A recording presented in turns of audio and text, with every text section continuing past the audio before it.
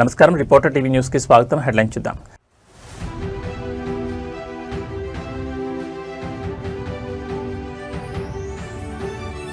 ప్రకాశం జిల్లా పొగాకు రైతులకు సీఎం చంద్రబాబు బిగ్ రిలీఫ్. ధర తగ్గకుండా కొనుగోలు చేయాలని ఆదేశం.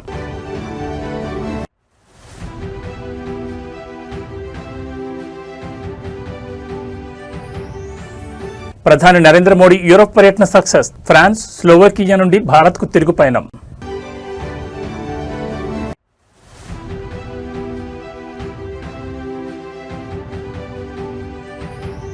గొర్రంగూడ సభలో CM Revanth Reddy open challenge. ఎవరు అడ్డుపడినా మూసీ ప్రక్షాళన, ఫ్యూచర్ సిటీ ఖాయం.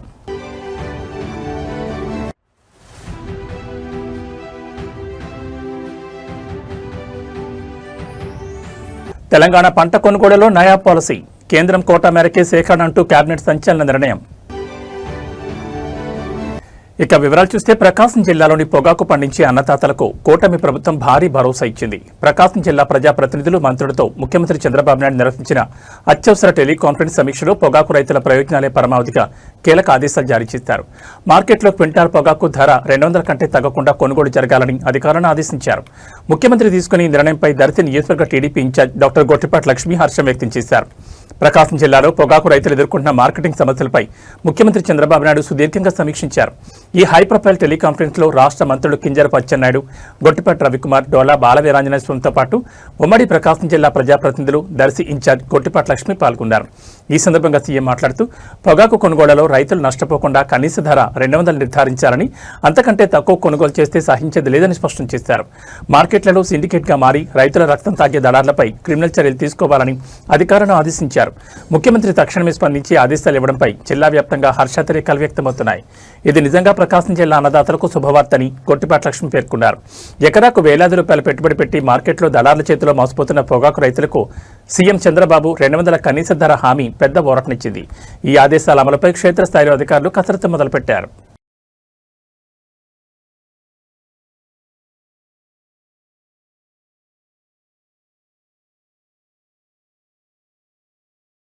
ఫ్రాన్స్ మరియు స్లోవేకియా దేశాల్లో తన హై ప్రొఫైల్ అధికారిక పర్యటన విజయవంతంగా ముగించుకుని ప్రధానమంత్రి నరేంద్ర మోడీ భారత్కు తిరిగి పయనమయ్యారు.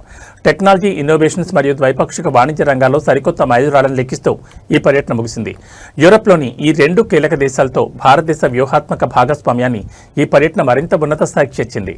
ప్రధాని నరేంద్ర మోడీ జరిపిన ఈ 2 యూరోప్ పర్యటన అత్యంత ప్రాధాన్యతను సంతరించుకుంది. అటు ఫ్రాన్స్, ఇటు స్లోవేకియా దేశాధినేతలతో జరిగిన ద్వైపాక్షిక చర్చల్లో రక్షణ, ఆర్థిక రంగాలతో పాటు అత్యాధునిక సాంకేతిక పరిజ్ఞాన మార్పిడిపై ప్రత్యేకంగా దృష్టి సారించారు.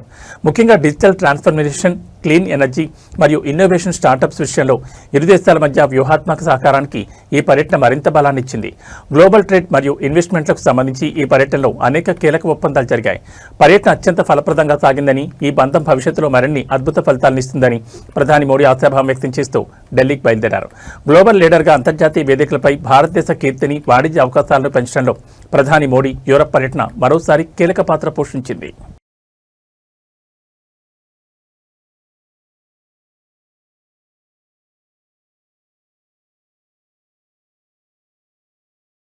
రంగారెడ్డి జిల్లా గొర్రంగూడ బహిరంగ సభ సాక్షిగా ముఖ్యమంత్రి రేవంత్ రెడ్డి ప్రతిపక్షాలకు, ల్యాండ్ గ్రాబర్స్ కు ఊహించని రేంజ్లో వార్నింగ్ ఇచ్చారు.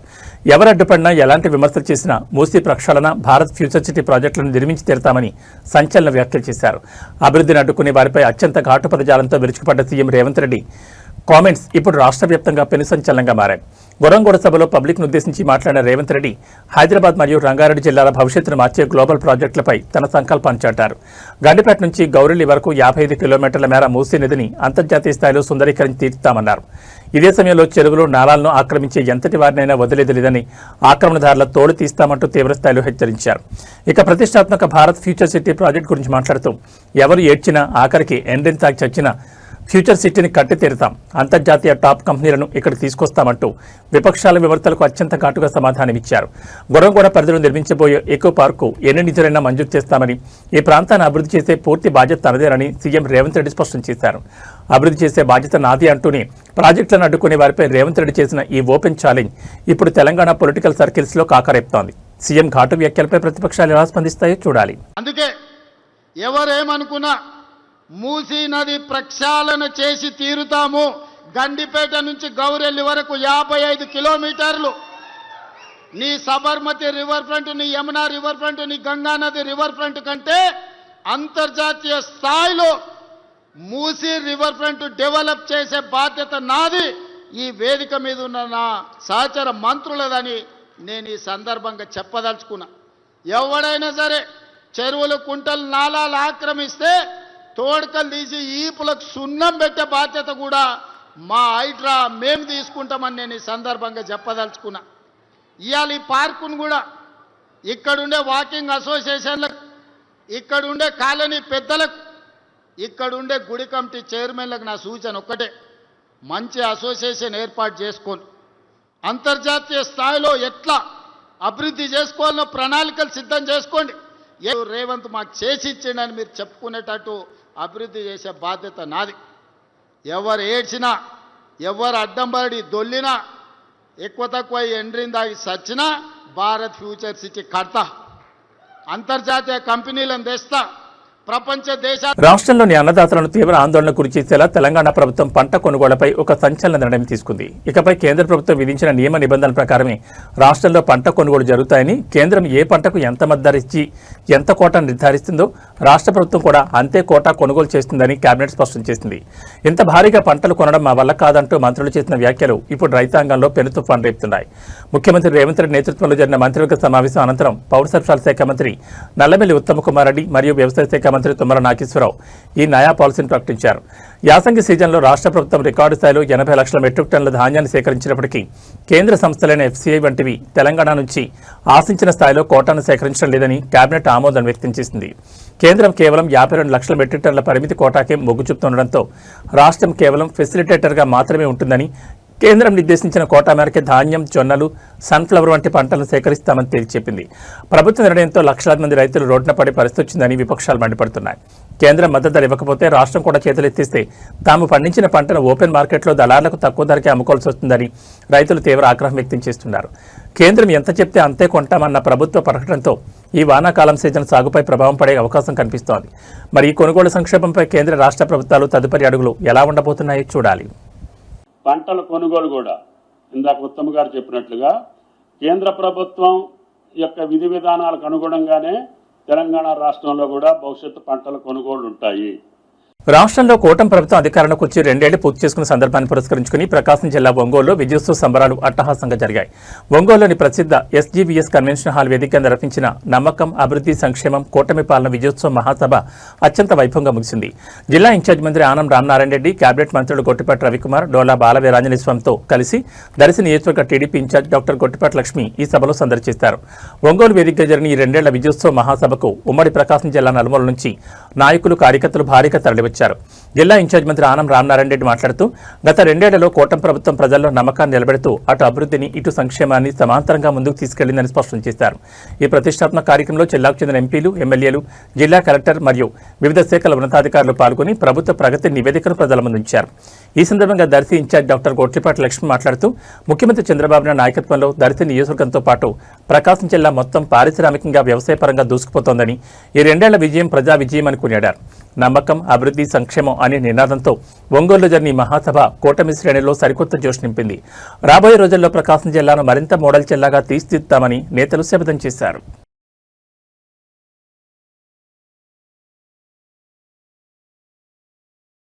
జనసేన పార్టీ నూతన కార్యాలయాల ప్రారంభోత్సవాల నేపథ్యంలో సోషల్ మీడియా వేదికగా ఆ పార్టీ శ్రేణులు, అభిమానులు షేర్ చేస్తున్న ఒక ఎమోషనల్ పోస్ట్ ఇప్పుడు నెట్టింట విపరీతంగా ట్రెండ్ అవుతోంది.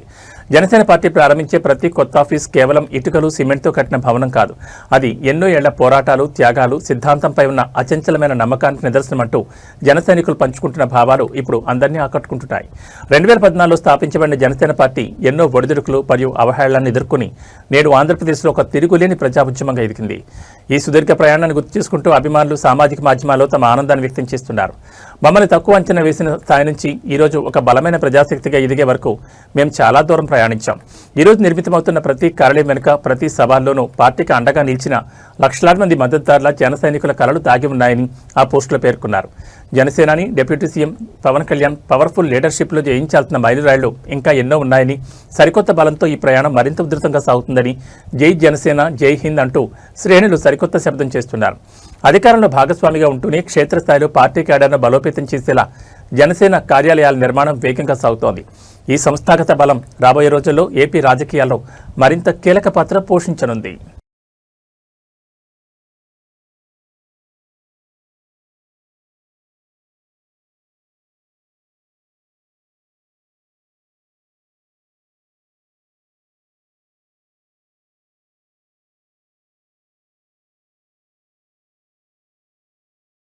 హైదరాబాద్లో పన్నీరు ప్రియుల ఆరోగ్యానికి తీవ్ర ముప్పు పొంచి ఉందనే చేదు నిజం బయటపడింది. నగరంలో పన్నీర్ వినియోగం భారీగా పెరిగిన నేపథ్యంలో నిన్న హెచ్ఫాస్ట్ అధికారులు ఏకంగా 45 కేంద్రాల్లో ఏకకాలంలో జరిపిన ఆకస్మిక తనిఖీల్లో నకిలీ పన్నీర్ గుట్టురట్టయింది.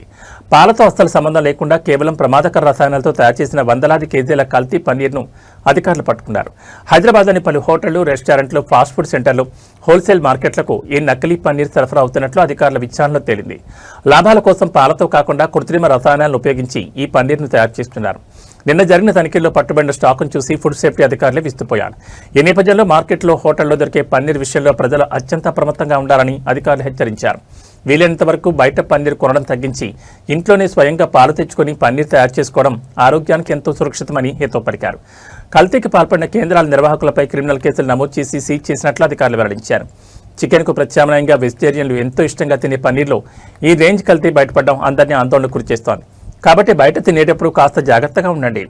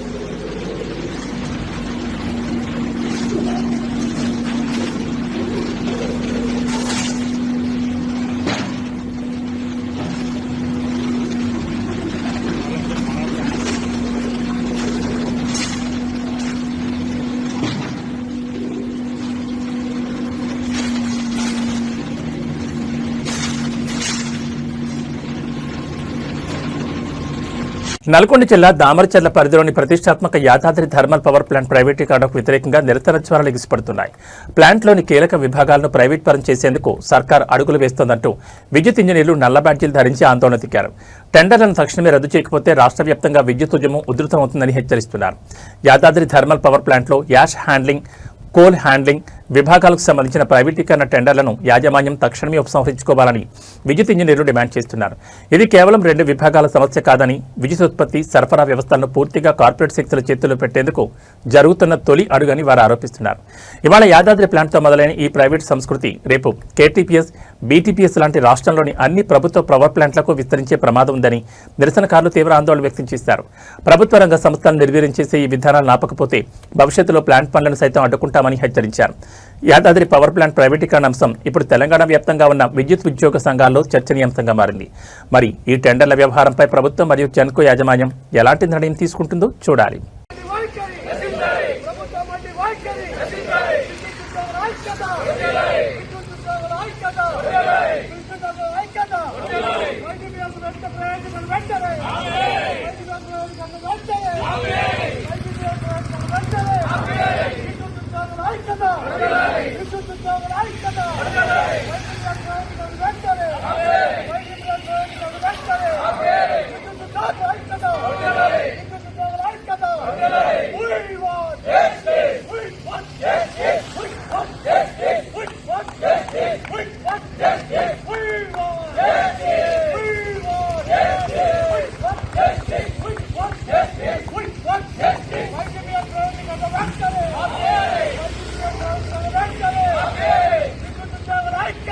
ప్రముఖ పుణ్యక్షేత్రం ధర్మస్థల వివాదంలో తన పేరు రావడంపై నటుడు ప్రకాష్ రాజ్ బెంగళూరులో నిర్వహించిన ప్రెస్ మీట్ తీవ్ర ఉత్కంఠకు జర్నలిస్టుల ఆగ్రహానికి దారితీసింది. కేసులోని ప్రధాన నిందితుడు చెన్నై చేసిన ఆరోపణలను ఖండించేందుకు ప్రెస్ మీట్ పెట్టిన ప్రకాష్ రాజ్ మీడియా అడిగిన సూటి ప్రశ్నలకు సమాధానాలు చెప్పలేక జర్నలిస్టులతో తీవ్ర వాగ్వాదాన్ని తిరిగి ప్రెస్ మీట్ను మధ్యలోనే ముగించి వాకౌట్ చేసినట్టు తెలుస్తోంది. ధర్మస్థల ఆలయ ప్రతిష్టను దెబ్బతీసేందుకు కేరళ నుంచి 200 కోట్ల ఫండ్స్ వచ్చాయని, ఈ వ్యవహారంలో ప్రకాష్ రాజ్కు ప్రమేయం ఉందంటూ చెన్నై అనే వ్యక్తి కర్ణాటక హైకోర్టులో పిటిషన్ వేశాడు.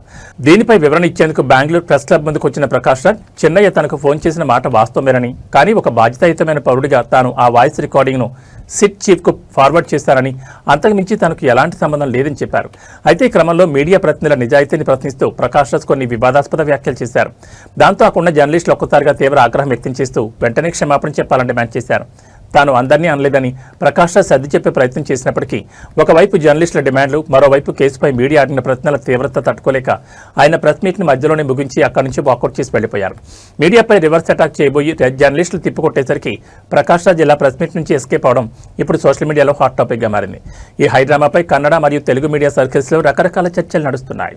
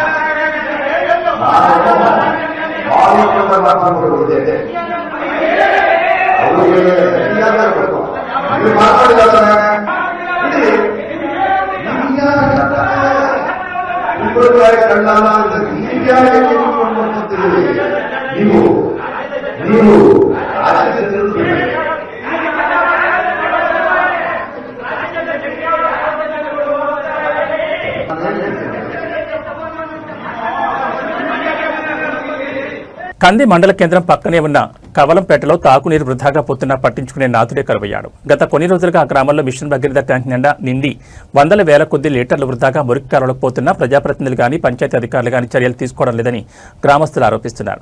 తాగునీటి వృధా వల్ల ప్రజలకు ఇబ్బందులు ఎదురవుతున్నాయని గ్రామస్తులు తెలిపారు. నీళ్ల ట్యాంకులు నింపేటప్పుడు ఖచ్చితంగా పంచాయతీ సిబ్బంది పర్యవేక్షణ ఉంటే నీరు వృధా కాదని స్థానికులు తెలిపారు. ఇప్పటికైనా నీటి వృధా విషయంలో ఆ గ్రామ సర్పంచ్ కానీ పంచాయతీ కార్యదర్శి పట్టించుకుని ట్యాంకులు ఓవర్ఫ్లో కాకుండా చూడాలని గ్రామస్తులు కోరుతున్నారు.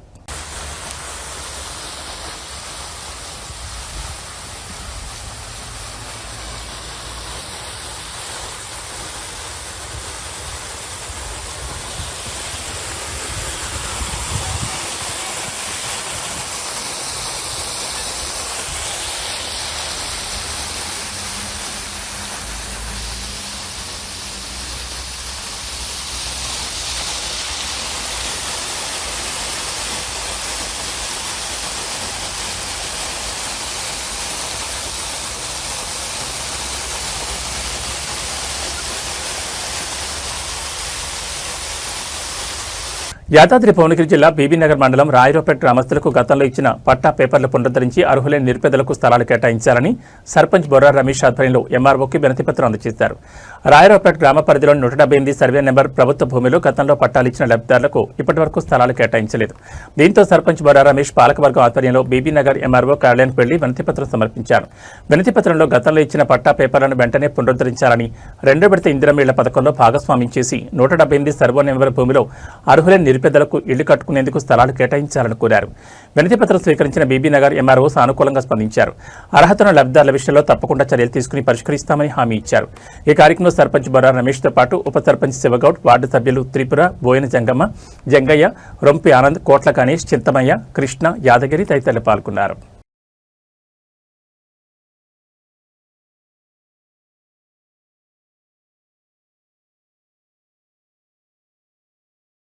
పసిడి ప్రేమికులకు మరియు సామాన్యులకు ఇది ఒక గుడ్ న్యూస్. అంతర్జాతీయ మార్కెట్లో బంగారం, వెండి ధరలు ఒక్కసారిగా భారీగా పడిపోయాయి. సుదీర్ఘకాలంగా నడుస్తున్న ఉద్రిక్తతలకు తెరదించుతూ అమెరికా, ఇరాన్ దేశాలు చారిత్రాత్మక శాంతి ఒప్పందంపై సంతకాలు చేయడమే ఇందుకు ప్రధాన కారణం. ఈ ఎఫెక్ట్తో హైదరాబాద్ బులియన్ మార్కెట్లో ఇవాళ బంగారం ధరలు మునిపెన్నడూ లేనంతగా పతనమయ్యాయి. అంతర్జాతీయంగా ఏర్పడిన శాంతి వాతావరణంలో సురక్షిత పెట్టుబడిగా భావించే బంగారం వైపు నుంచి ఇన్వెస్టర్లు తమ పెట్టుబడులను ఉపసంహరించుకుంటున్నారు. దీంతో హైదరాబాద్ బులియన్ మార్కెట్లో ఇవాళ 10 గ్రాముల 24 క్యారెట్ల స్వచ్ఛమైన బంగారం ధర ఏకంగా 3,650 రూపాయల పతనమై 1,45,860 రూపాయలకు వద్దకు చేరింది. ఇక సామాన్యులు కొనుగోలు చేసే 22 క్యారెట్ల ఆభరణాల బంగారం ధర కూడా 3,350 రూపాయలు తగ్గి 1,33,700 రూపాయలుగా పలుకుతోంది.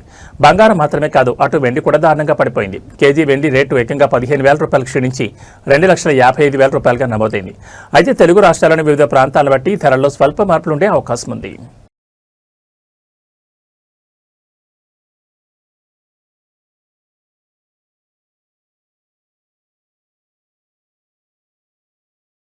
తెలుగు రాష్ట్రాల్లో వాతావరణం మళ్లీ తీవ్ర అస్థిరతకు లోనైంది. అటు ఎండలు, ఇటు వర్షాలతో ఉమ్మడి ఏపీ, తెలంగాణలో విభిన్న పరిస్థితులు నెలకొన్నాయి.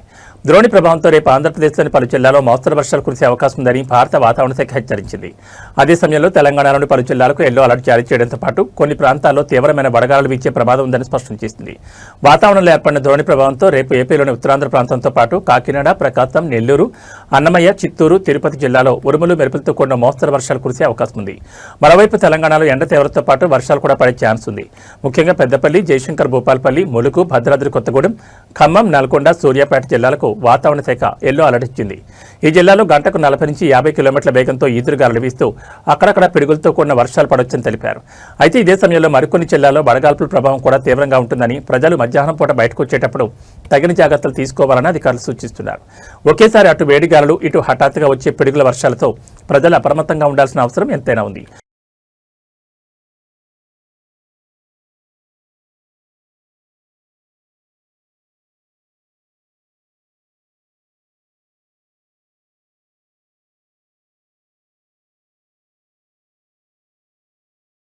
ఏవీ బులెటిన్ విశేషాలు. నమస్కారం.